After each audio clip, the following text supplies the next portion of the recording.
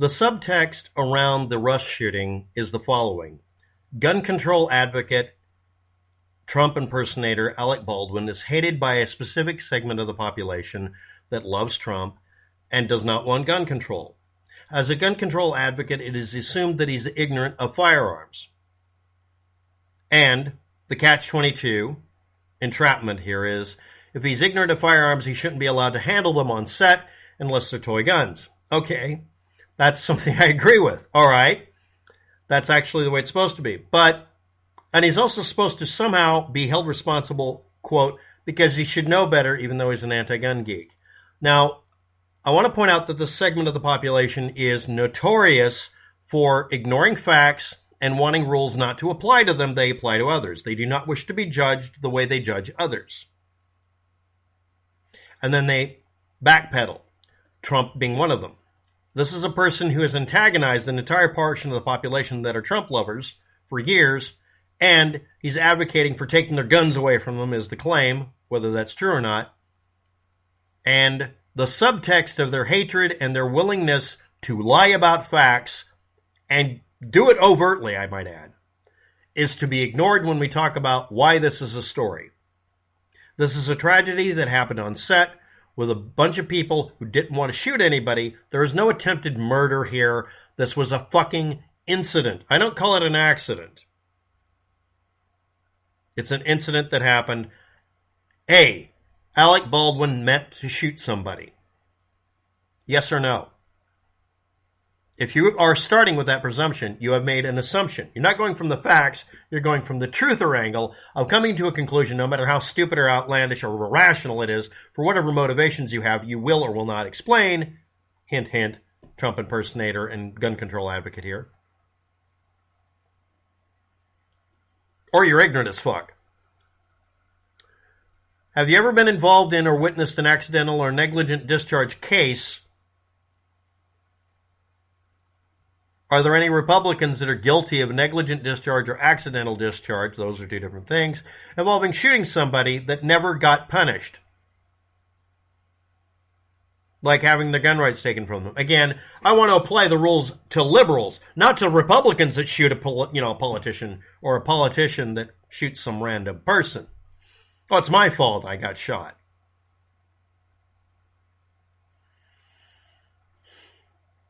The assumption or conclusion that a trained person had control of the firearm at all times and should be held responsible. But you're claiming he's ignorant of guns, that's why he's in favor of gun control. I'm in favor of the Second Amendment being repealed. I'm in favor of gun control being enacted because I'm not going to have a gun. I'm just going to have randomly, conveniently placed pipes, blanks, and random shotgun slugs that look like the ass end of a nitrous oxide container, but they're really copper and lead fake. Totally cromulent.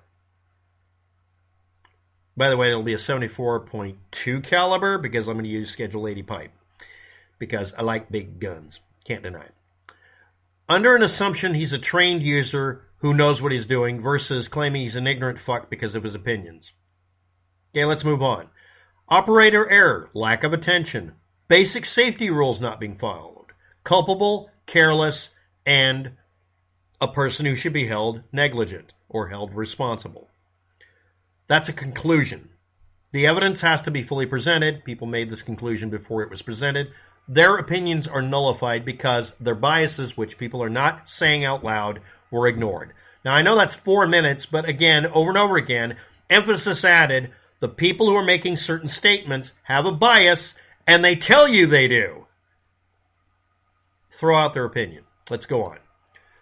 Was this a negligent discharge? That's a conclusion. I'm going to bring up what he did he shouldn't have done on set ever. But did he know? Well, this is a very big question he has to answer. Let's go on. A firearm discharge at any time when not intended by the user. Accidental discharges or unintended discharges can be caused by what we just talked about, culpability of the user. What else can it be caused by? Something about the gun having features or not having them, or having features that are broken, or having some problem with it. Dirty gun, random debris, Anything that can interfere with the proper operation of the firearm can cause an accidental discharge or be the proximate cause. Trying to clear a gun and having it go off. Nobody's ever done that at a range. No one who's a gun control hater, no one who's a gun advocate has ever accidentally set off a gun or had a jam that went off or a stovepipe or any of the other things that can happen. But anyway, yes, you're going to correct me below in the description. Go ahead and do it. I'm triggering people on purpose here. Firing pin gets stuck forward, or it's designed to where it can't get stuck forward, but that design failed. Or it doesn't have that design, so it can just go off if you close the action or just chamber around sometimes. Drop safe issues. Overheated or cooked off rounds. Rounds that are improperly loaded. Hand loads. Somebody loading, remember Kentucky Ballistics having his gun blow up? It must be his fault. No, it was a salted round. It was an overpressure round, and it blew the fucking thing to hell and almost killed him. SEAR failures, which is emphasis added at this point. Pull back the hammer, any amount. It should immediately lock out until you pull the trigger to drop. Is this gun notorious for not having that feature work all the time? It's a reproduction from the 1970s of an 1880s design. Each time a gun is handed to a performer, or handled, the acting armorer or person who is in current possession of the firearm must open the breech and present it to the performer with a verbal confirmation such as, weapons clear. The performer should audibly confirm clear, meaning they've heard them, not that they say it's clear. Please understand that that's spelled out in almost every area. Laws and rules are different for every area. If satisfied that the gun is not loaded, they're not supposed to respond other than, yes, I'm satisfied that it's not loaded. That doesn't mean that they've checked it. But it's a firearm that you have to basically take apart to confirm it's truly empty. Alec Baldwin should have field stripped this firearm. You would trust him to do that on set. Well, the armorer just spun the cylinder. The armorer spun the cylinder on a firearm you can't really check unless you really dismantle it. How many of you have seen revolvers that have a loading gate? How many of you know what that is?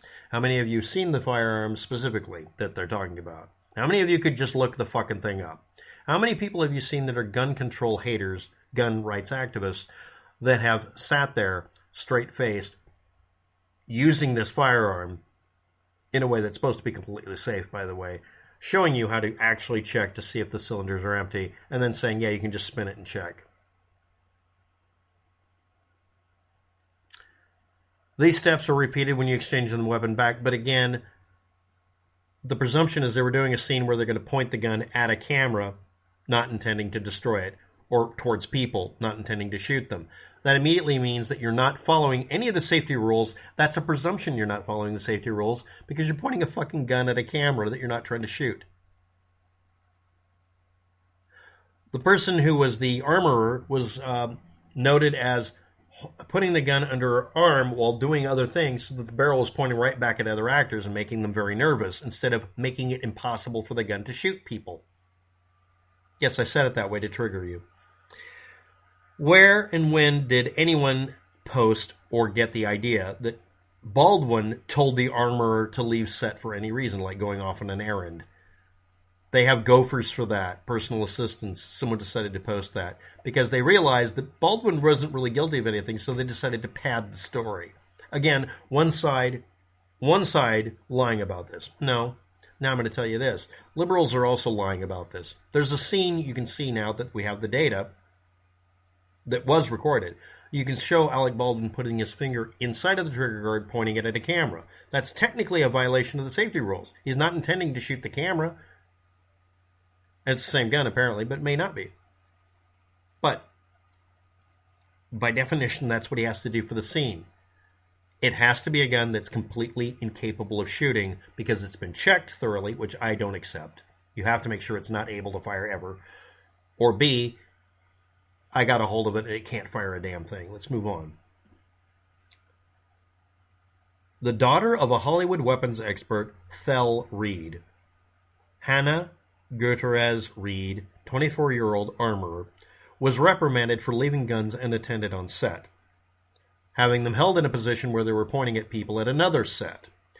On a set with Nick Cage left the set because she fired a gun without warning everybody, warning, firing, or clearing gun.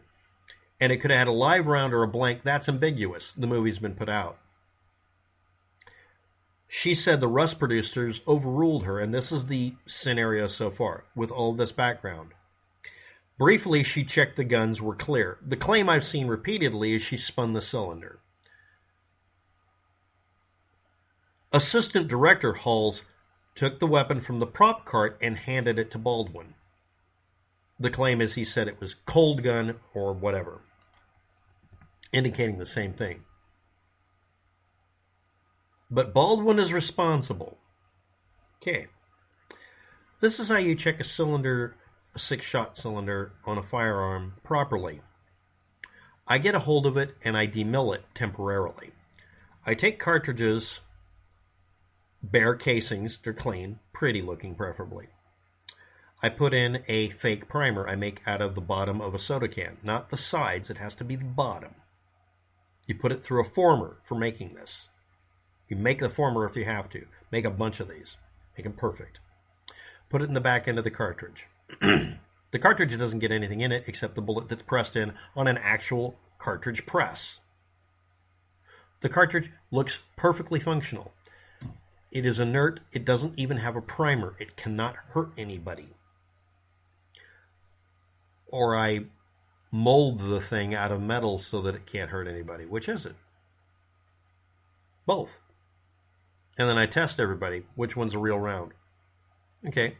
Which one are we going to use? Bright orange ones are put in if you need them to be where the ass end looks real. Or the ass end and the front look real, but the middle is made out of plastic. That's what you're supposed to do. You make them safe. Oh, we have a revolver on set where we can't really check it right because we have to spin the cylinder. We can't really open it and check that there's holes through. You want to see 6 bits of daylight through that thing. Or we just glue the cartridges in and put a orange bar in it, in the barrel, and the gun doesn't have the ability to be loaded anymore because I glued in the cartridges. You can knock them out later, or you can just make a cylinder you put into the gun that has fake bullets integrated in it and you can't fire. Or I change out the barrel and the cylinder to make it look really convincing, but it can't hurt anybody because no guns are allowed on set that can chamber shit.